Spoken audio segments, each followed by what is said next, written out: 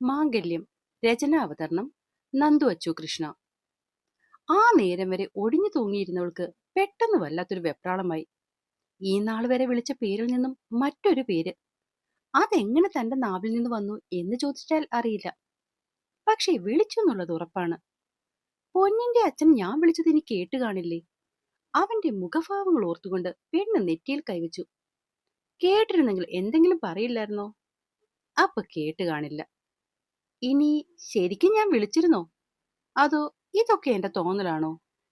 വയറ്റിൽ വല്ലാത്തൊരു വെപ്രാളം തോന്നി അവൾ ഇരു കൈകൾ കൊണ്ടും വയർ അമർത്തിപ്പിടിക്കുന്ന നേരത്ത് മുന്നിലെ നിഴലനക്കത്തിൽ അവൾ ഞെട്ടി കണ്ണുയർത്തി. നോക്കുമ്പോൾ മോളെയും തോളിലിട്ടുകൊണ്ട് മുന്നിൽ ഹരി. പെണ്ണിന്റെ ആ നേരത്തെ ഞെട്ടൽ അവളുടെ കണ്ണുകളിൽ കണ്ടുകൊണ്ട് തന്നെ ഹരി കുഞ്ഞിനെ അവളുടെ അടുത്തേക്ക് കിടത്തി. ആ നേരം വരെ നന്ദേട്ടനെന്ന് മനസ്സിൽ ഉരുവിട്ടുകൊണ്ടിരുന്നത് കൊണ്ടാണെന്ന് തോന്നുന്നു അങ്ങനെ വിളിക്കാൻ തുടങ്ങിയവള് പെട്ടെന്ന് വന്ന ഓർമ്മയിൽ നാവ് കടിച്ചുകൊണ്ട് പൊന്നിന്റെ അച്ഛനെന്ന് വിളിക്കാൻ ശ്രമിച്ചെങ്കിലും പകുതിയും അവളുടെ വെപ്രാളത്തിൽ പുറത്തേക്ക് വന്നില്ല. എന്താ? അവളുടെ പരിഭ്രമവും പിന്നെ കേട്ട വിളിയും എല്ലാം കൂടിയായതും ഹരി കുഞ്ഞിനെ കിടത്തിക്കൊണ്ട് സംശയത്തിൽ അവളുടെ മുഖത്ത് നോക്കി ചോദിച്ചു. ഒന്നുമില്ല. അവന്റെ മുഖത്ത് നോക്കാൻ ധൈര്യമില്ലാത്ത പോലെ അവൾ മിഴികൾ താഴ്ത്തിക്കൊണ്ട് എങ്ങനെയോ പറഞ്ഞൊപ്പിച്ചു. കിടക്കുന്നില്ലേ നീ? കുഞ്ഞിനെ കിടത്തിയിട്ടും അവൻ മുന്നിലെ കസേരയിൽ ഇരുന്നിട്ടും അവൾ കട്ടിലിൽ അതേ ഇരിപ്പ് തുടർന്നതും ഹരി അല്പം ഗൗരവത്തോടെയാണ് ചോദിച്ചത്. അപ്പൊ കുഞ്ഞി പിന്നെ? അരിയിൽ കിടക്കുന്ന മോളെയും അവനെയും മാറി മാറി കണ്ണുകൾ നോക്കിക്കൊണ്ട് അവൾ എന്തോ പറയാൻ ശ്രമിച്ചു. തൽക്കാലം രണ്ടു മുറിയിലായി കിടക്കുന്ന രണ്ടുപേരെയും ഇടയ്ക്കിടയ്ക്ക് പോയി നോക്കാൻ വയ്യ. അതുകൊണ്ട് രണ്ടുപേരും ഒരിടത്ത് കിടക്കട്ടെ എന്ന് വെച്ചു. അങ്ങനെയാകുമ്പോൾ നോക്കാൻ എളുപ്പമാകുമല്ലോ. കസേരയിലേക്ക് ഒന്നും കൂടി കയറിയിരുന്നവൻ പറഞ്ഞത് കേട്ടതും പെണ്ണിന്റെ കണ്ണുകൾ മിഴിഞ്ഞുപോയി. അപ്പോ കിടക്കണ്ടേ? അവന്റെ മുഖത്ത് നോക്കി ചോദിച്ചതും ഇത്തവണ ചുരുങ്ങിയത് അവന്റെ കണ്ണുകളാണ്. ആർക്ക്? പേര് പറയുമ്പോൾ നാവ് ചതിക്കുമെന്ന് തോന്നിയാണ് അവൾ ആ മുഖത്ത് നോക്കി ചോദിച്ചത്. പക്ഷെ തിരിച്ചുള്ള അവന്റെ ചോദ്യത്തിൽ പെണ്ണിന്റെ കണ്ണുകൾ തെറ്റ് ചെയ്ത കുട്ടിയെപ്പോലെ പെട്ടെന്ന് താഴ്ന്നു. ആർക്കാ കൺമണി? പൊന്നിന്റെ അച്ഛന്. മെല്ലെ കിട്ടിയ മറുപടിയിൽ എന്തോ അവന്റെ മുഖം മങ്ങി. ഒരുപക്ഷെ മറ്റെന്തോ അവൻ അത്രയും പ്രതീക്ഷിച്ചിരിക്കാം. ഞാൻ കിടന്നോളാം, ഇപ്പൊ താൻ ഉറങ്ങിക്കോ. അവന്റെ വാക്കുകൾ കേട്ടതും പിന്നെ ഒന്ന് തലയുയർത്തി നോക്കാൻ പോലും നിൽക്കാതെ അവൾ അല്പം ചരിഞ്ഞ് കുഞ്ഞിനെ തന്റെ മാറോട് അടക്കി പിടിച്ചു കിടന്നു. നേരം അത്രയായതിന്റെയും അടുക്കൽ അവനും മോളും ഉണ്ടെന്നുള്ള അറിയാതെ വന്ന മനസമാധാനത്തിന്റെയും ബാക്കിയായി അവൾ വേഗം ഉറങ്ങിപ്പോയി. ആ നേരം വരെ ബുക്കെന്തോ വായിച്ചിരിക്കുന്ന പോലെ കസേരയിലേക്കിരുന്നവൻ അവരുറങ്ങിയെന്ന് കണ്ടതും അടുത്തേക്കെത്തി രണ്ടുപേരെയും ഒരുപോലെ പുതപ്പിച്ചു. ആവതുണ്ടെങ്കിൽ ഒച്ചപ്പാടും ബഹളവും വഴക്കും കാരണം വീട്ടിലുള്ളവർക്ക് മനസമാധാനം തരികയില്ല. ഒന്ന് വയ്യാതായാൽ തീരാനുള്ളതേ ഉള്ളൂ എല്ലാം. അക്കാര്യത്തിൽ അമ്മയും മോളും ഒരുപോലെയാണ്. പൂവിനെയും മണിക്കുട്ടിയെ നോക്കി ചിരിയോടെ അവനത് പറയുമ്പോൾ ശരിക്കും അവരായിരുന്നു അവന്റെ മനസ്സിൽ നിറയെ. രാവിലെ വല്ലാത്തൊരു ഈർച്ചകേടോടെയാണ് അവൾ കണ്ണു തുറന്നത്. ആദ്യ ഒരു ബുദ്ധിമുട്ടിൽ കണ്ണു തുറന്നവൾ മുറിയാകെ നോക്കിയതും നല്ലോണം നേരം വെളുത്തുവെന്ന് മനസ്സിലായി. ചുവരിലെ ക്ലോക്കിലേക്ക് നോക്കി 8 മണിന്ന് കണ്ടതും പെണ്ണ് പെട്ടെന്ന് ചാടി എഴുന്നേറ്റു. ആ നേരത്താണ് ശരീരത്തിൽ അറിഞ്ഞ ഭാരം അവൾ ശ്രദ്ധിക്കുന്നത്. പ്രതീക്ഷിക്കാതെ മോളെ കണ്ടതും ആദ്യം അമ്പരന്ന് പോയി. പിന്നെ തലേന്നത്തെ ഓരോന്നോർത്തെടുത്തതും തൊട്ടു മുന്നിലെ കസേരയിലേക്ക് പെണ്ണ് കണ്ണു വായിച്ചു. അവൻ അവിടെ ഇല്ലെന്നുണ്ടായിരുന്നെങ്കിലും വെറുതെ അവൻ അവിടെ ഉണ്ടാകണേന്ന് അവളൊന്ന് പ്രതീക്ഷിച്ചിരുന്നു. ആ ഒരു ചിന്തയോടെ തന്നെ എഴുന്നേറ്റവൾ വയ്യെങ്കിലും വേഗം കുളിച്ചു മാറി ഇറങ്ങി. അടുക്കളയിലെ ബഹളം കേട്ടാണ് പെണ്ണ് തലയിലെ തോർത്തഴിച്ചു മാറ്റാതെ തന്നെ അങ്ങോട്ടേക്ക് ഓടിച്ചെന്നത്. വാതിലിൽ എത്തി നോക്കുമ്പോൾ തന്നെ കണ്ടു അച്ഛനെയും മകനെയും. അച്ഛൻ ഒരു കൈവച്ച് ദോശ തിരിച്ചിരുന്നു, മറ്റേയാള് വാർക്കുന്നു. അവൾക്കെന്തോ വല്ലാത്തൊരു നാണക്കേട് തോന്നി ഹരി അരി വാർക്കുന്നത് കണ്ടിട്ട്. വാതിലിൽ പമ്മി പതുങ്ങി നിൽക്കുന്നവളെ കൈമളാണ് ആദ്യം കണ്ടത്.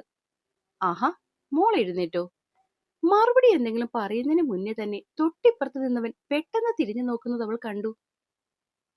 ആ, അവന്റെ വെപ്രാളം പിടിച്ചുള്ള തിരിയലിൽ ചോറുപാത്രം അല്പം ഒന്ന് ചരിഞ്ഞ് കുറച്ച് കഞ്ഞിവെള്ളം വന്ന് വീണത് അവന്റെ കയ്യിലേക്കാണ്. നന്ദേട്ടാ, ഹരി! അപ്പോഴേക്കും ചോറ് നിവർത്തി വെച്ചവന്റെ കയ്യിലേക്ക് ഒരുപോലെയാണ് അവളും മാഷച്ചനും വന്ന് കടന്നു പിടിച്ചത്. മാഷിന് എന്തെങ്കിലും ഒന്ന് പറയുന്നതിന് മുന്നേ തന്നെ പെണ്ണ് പെട്ടെന്ന് അവന്റെ കൈ പിടിച്ച് വാഷ് ബേസിന്റെ കീഴിലേക്ക് നിർത്തി വെള്ളം തുറന്നു വിട്ടു. എന്താടാ ഈ കാണിക്കുന്നേ? വല്ലാതെ പൊള്ളിയോ?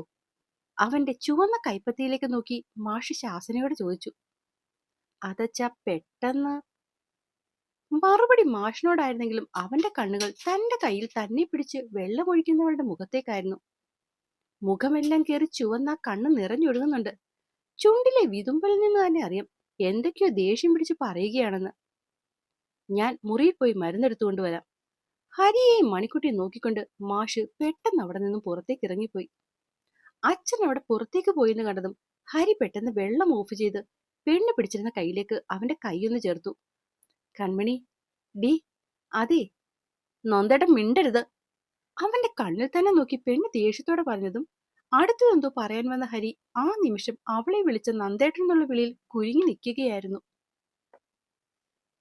പെണ്ണിനോട് എന്തോ പറയാൻ വന്നവൻ അവളുടെ ആ വിളിയിൽ തറഞ്ഞു നിന്ന സമയത്താണ് മാഷ് കയ്യിൽ മരുന്നുമായി അകത്തേക്ക് ചെല്ലുന്നത്. ദാ മോളെ, പൊള്ളലിന്റെ മരുന്നാണ്. അദ്ദേഹം പറയുന്നത് കേട്ടതും അവൾ വേഗം ഇട്ടിരുന്ന പാവാട അല്പം ഉയർത്തി അവന്റെ കൈത്തണ്ട പതിയെ വെള്ളമൊപ്പി. പിന്നെ ട്യൂബ് തുറന്ന് ഇത്തിരി നീളത്തിലെടുത്ത് മെല്ലെ അവന്റെ കൈത്തണ്ടയിൽ അത് പുരട്ടുമ്പോൾ അവന്റെ വേദനയിലും അധികം അവളായിരുന്നു ഉരുകിയത്. ഓരോ തവണയും മരുന്ന് ആ പൊള്ളലിലേക്ക് പടർത്തുമ്പോൾ അവളുടെ കൈത്തണ്ട മെല്ലെ മെല്ലെ അവൾ ഊതി. നീ ഇങ്ങനെ കരഞ്ഞ് വെപ്രാളപ്പെടല്ലേ മോളെ, ആവി അടിച്ചതല്ലേ, 2 ദിവസം കൊണ്ട് മാറിക്കോളും. പെണ്ണിന്റെ കണ്ണുനീര് കണ്ട് മാഷ് സമാധാനിപ്പിക്കാനാണ് പറഞ്ഞതെങ്കിലും അവളുടെ ദഹിപ്പിച്ച നോട്ടം കണ്ടതും മാഷ് നിന്നുരുകിപ്പോയി. അതേസമയം അവളുടെ സങ്കടവും അച്ഛനത് പറഞ്ഞപ്പോ വന്ന ദേഷ്യവും ഇതിനിടയിലൊക്കെയും തന്നെ പറയുന്ന വഴക്കും ആ കണ്ണിലേക്ക് തന്നെ നോക്കി നിൽക്കുകയായിരുന്നു ഹരി. പെണ്ണ് വഴക്കാണ് പറയുന്നെങ്കിലും പറഞ്ഞറിയിക്കാൻ പറ്റാത്ത വല്ലാത്തൊരു സന്തോഷം മനസ്സിൽ വന്ന് നിറയുന്നുണ്ട്. അച്ഛനും മോനും കൂടി ചെയ്തു തരാൻ പറ്റുന്ന സഹായങ്ങളൊക്കെ ചെയ്തു തീർത്തല്ലോ, ഇനി അടുക്കളയിൽ നിന്ന് ഇറങ്ങി പോകാൻ നോക്ക്. പറഞ്ഞത് അച്ഛന്റെ മുഖത്ത് നോക്കിയാണെങ്കിലും അത് തന്നോടാണെന്ന് മനസ്സിലാക്കിയ ഹരിക്ക് സത്യം പറഞ്ഞാൽ പെണ്ണിന്റെ ദേഷ്യം കാണുമ്പോൾ തിരിച്ച് ദേഷ്യം വരുന്നതിന് പകരം മുഖം വിടരുകയാണ് ചെയ്തത്. ഞാൻ അപ്പോഴേ പറഞ്ഞതാ മോളെ, നീ വന്നിട്ടെല്ലാം ചെയ്തുകൊള്ളുമെന്ന്. അപ്പൊ നിന്റെ ഭർത്താവിന് ഒരേ അഹങ്കാരം. നിനക്ക് വയ്യ, അതുകൊണ്ട് രാവിലെ തന്നെ എല്ലാം ചെയ്തു വെക്കണം, അല്ലെങ്കിൽ നീ അടുക്കളയിൽ കയറുമെന്നൊക്കെ പറഞ്ഞ് ഒരേ പൊടിപ്പല്ലായിരുന്നോ? ഈ പാവം കൈവയ്യാത്ത എന്നെ വെളുപ്പിനെ വിളിച്ചുണർത്തി അടുക്കളയിൽ കൊണ്ടുവന്നിവൻ. ഒരു നെടുവീർപ്പോടെ മാഷ് പറഞ്ഞതും മണിക്കുട്ടി ഹരിയെ ഒന്ന് സൂക്ഷിച്ചു നോക്കി. അത് കണ്ടതും മാഷിന് പറയാനുള്ള ഉത്സാഹം കൂടി. ഞാൻ പറഞ്ഞതാ മോളെ, എനിക്ക് വയ്യെന്ന്. പക്ഷെ ഇവൻ കേൾക്കണ്ടേ? നീ എഴുന്നേൽക്കിന് മുന്നേ എല്ലാം ചെയ്തു തീർക്കാനുള്ളൊരു വെപ്രാളമായിരുന്നു ഇവനിൽ. ഇപ്പൊ ചെയ്തല്ലോ, ഒക്കെ തീർത്തല്ലോ. എടാ, ഇതാ പഴമക്കാർ പറയുന്നത്, മൂത്തോർ ചൊല്ലും മുതുനെല്ലിക്ക ആദ്യം കഴിക്കും പിന്നെ മധുരിക്കുന്നു. ഇപ്പൊ കൈയോടെ ഭഗവാന്റെ കയ്യിൽ നിന്ന് പണി കിട്ടിയപ്പോൾ സമാധാനമായല്ലോ. അതെ, ഭഗവാൻ നേരത്തെ പിന്നെ പിന്നെയായിരുന്നു. ഇപ്പൊ പുള്ളിയും ഇന്റർനെറ്റിലാ, ഭയങ്കര സ്പീഡാണ്. എന്റെ ഉറക്കം കളഞ്ഞതിന് ഭഗവാൻ നിനക്ക് ശിക്ഷ തന്നതാണ്. ഇനിയെങ്കിലും അച്ഛനെ അനുസരിക്കാൻ പഠിക്കടാ. ഭയങ്കര നാടകീയ ഡയലോഗുമായി അച്ഛൻ കസറിക്കേറുന്ന നേരത്താണ് പഠിക്കാനും പഠിപ്പിക്കാനും ഉള്ളവരൊക്കെ ആദ്യമേ അടുക്കളയിൽ നിന്ന് ഇറങ്ങ്, എന്നിട്ട് എന്താന്ന് വെച്ചാ കാണിക്ക്. പെണ്ണ് പിന്നെയും ദേഷ്യത്തോടെ പറഞ്ഞതും ചമ്മിയ മുഖവുമായി അച്ഛൻ ആദ്യം പുറത്തേക്കിറങ്ങി. അവളോട് എന്തോ പറയാൻ ശ്രമിച്ച് മുഖം തരുന്നില്ലെന്ന് കണ്ട് പിന്നാലെ ഹരിയും. ശോ, ഏറ്റില്ല. പെണ്ണ് നല്ല ദേഷ്യത്തിൽ തന്നെയാണ്. പുറത്തേക്ക് ഇറങ്ങുന്ന വഴി മാഷ് ഹരിയോടായി പറഞ്ഞപ്പോൾ അവൻ തിരിച്ചച്ഛനെ രൂക്ഷമായി ഒന്ന് നോക്കി.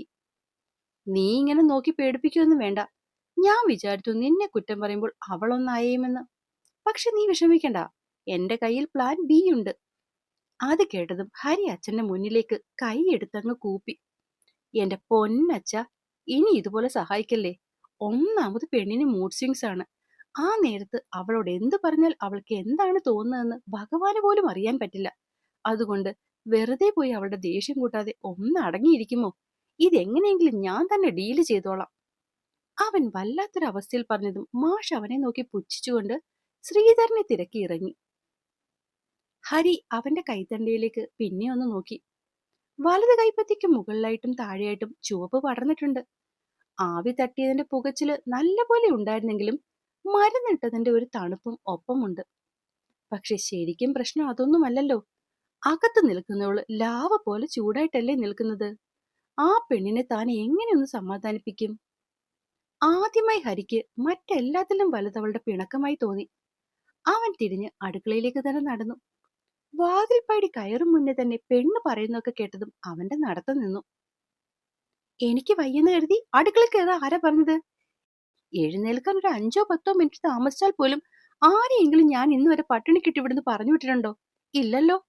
ദേഷ്യത്തോടെ പറയുന്നതിനൊപ്പം ഒഴുകിയിറങ്ങുന്ന കണ്ണുനീർ കൈ മടക്കി തുടയ്ക്കുന്നുണ്ട്. എന്നിട്ടിപ്പോ വൃത്തിയായി സഹായിച്ചല്ലോ. കൈയും പൊള്ളിച്ചു വെച്ചിരിക്കുന്നു. ഇനിയിപ്പോ എത്ര ദിവസം എടുക്കും ആ വേദനയൊന്ന് മാറാൻ? മറ്റുള്ളവരെ വേദനിപ്പിക്കാനും സങ്കടപ്പെടുത്താനും എന്തെങ്കിലുമൊക്കെ ഇങ്ങനെ കണ്ടുപിടിച്ചുകൊണ്ട് വന്നോളും. ഒന്നാമത് എനിക്ക് വയ്യ, അതിന്റെ കൂടെയാ. പറഞ്ഞുകൊണ്ട് തന്നെ അവള് അരി വാർക്കാനായി ഇട്ടു. ഒപ്പം തന്നെ അവൻ അരിഞ്ഞു വെച്ച തോരലേക്ക് ഒന്നുകൂടി നാളികേരം കയ്യിലേക്ക് എടുത്തതും പിന്നിൽ അറിഞ്ഞ നിഴലനക്കത്തിൽ അവൾ തിരിഞ്ഞു നോക്കിയില്ല. ദേഷ്യത്തോടെ അവനെ ഒന്ന് നോക്കുക പോലും ചെയ്യാതെ സൈഡിലൂടെ പെണ്ണ് പോകാൻ നോക്കിയതും അവളെ വിടാതിരിക്കാനെന്ന പോലെ അവൻ പാതകത്തിന്റെ ഒരു വശത്തേക്ക് കൈവച്ചു. അത് കണ്ടതും ദേഷ്യത്തോടെ അവനെ നോക്കി ഇപ്പുറത്തെ വശത്തിലൂടെ പോകാൻ ഇറങ്ങിയതും അവിടെയും കൈവച്ചവൻ ലോക്കാക്കി. പൊന്നിരച്ചൻ മാറിക്കേ, എനിക്ക് നല്ല ദേഷ്യം വന്നിരിക്കുക. എന്തിനാപ്പോ ഇത്രയും ദേഷ്യം വരാൻ? ചുവന്ന് തുടുത്തിരിക്കുന്ന അവളുടെ മൂക്കിൻ തുമ്പിൽ നോക്കിക്കൊണ്ടവൻ മെല്ലെ ചോദിച്ചു. എന്തിനിപ്പോ ദേഷ്യം വരാനോ? ഒന്നും അറിയാത്ത പോലുള്ള അവന്റെ ആ ചോദ്യം കേട്ടതും അവൾക്ക് പിന്നെയും ദേഷ്യം ഇരച്ചു കയറി. എന്തിനാപ്പോ ഈ ദേഷ്യം? അവളെ എന്തേലുമൊക്കെ പറഞ്ഞ് സമാധാനിപ്പിക്കാൻ വന്നവന് പെണ്ണിന്റെ ദേഷ്യം കാണെ അവളെ കൂടുതൽ ചൊടിപ്പിക്കാനാണ് തോന്നിയത്. നന്ദേട്ടനോട് ആരാ രാവിലെ അടുക്കളയിൽ കയറാൻ പറഞ്ഞത്? അങ്ങനെ കയറിയത് കൊണ്ടല്ലേ രാവിലെ തന്നെ ഇതൊക്കെ? അവന്റെ കയ്യിലേക്ക് നോട്ടം വായിച്ചവൾ അത്രയ്ക്കും ദേഷ്യത്തോടെ പറഞ്ഞു വന്നപ്പോ അവസാനമായപ്പോ തൊണ്ട ഇടറിപ്പോയിരുന്നു. ഇതൊന്നുമില്ല കണ്ണേ, നീ ചുമ്മാ കരയല്ലേ. പെണ്ണിന്റെ കണ്ണ് നിറഞ്ഞൊഴുകുന്ന കണ്ടതും ഹരി പതറി. അവളുടെ ഇരുവശത്തുമായി വെച്ചിരുന്ന കൈ അവൻ പെട്ടെന്ന് മാറ്റി അവളെ ഇടുപ്പിലൂടെ ചേർത്ത് പിടിച്ച് നെഞ്ചിലേക്ക് അവനങ്ങ് ഒതുക്കി. നന്ദേണ്ണോട് ആരാ ഈ അറിയാത്ത പണിയൊക്കെ ചെയ്യാൻ പറഞ്ഞത്? ഞാൻ എഴുന്നേൽക്കാൻ ഇത്തിരി ഒന്ന് താമസിച്ചാനാണോ ഇങ്ങനൊക്കെ? പെണ്ണ് കെറിവിച്ചുകൊണ്ട് ആ മുഖത്തേക്ക് പിന്നെയും നോക്കി. ഇതൊക്കെ ഞാൻ പണ്ട് മുതലേ ചെയ്യുന്നതല്ലേടി. അവളുടെ ഒഴുകിയിറങ്ങുന്ന കണ്ണുനീർ പിന്നെയും മെല്ലെ തുടച്ചു കൊടുത്തുകൊണ്ടവൻ അവൻ പുഞ്ചിരിയോടെ ചോദിച്ചു. ഇപ്പൊ ഞാനുണ്ടല്ലോ. അത് കേട്ടതും അവൻ അവളെ ഒന്നുകൂടി നെഞ്ചിലേക്ക് ചേർത്ത് പിടിച്ചു. നന്ദേട്ടന് മോൾക്കും എന്തെങ്കിലും വന്നാൽ ഞാൻ തീരും.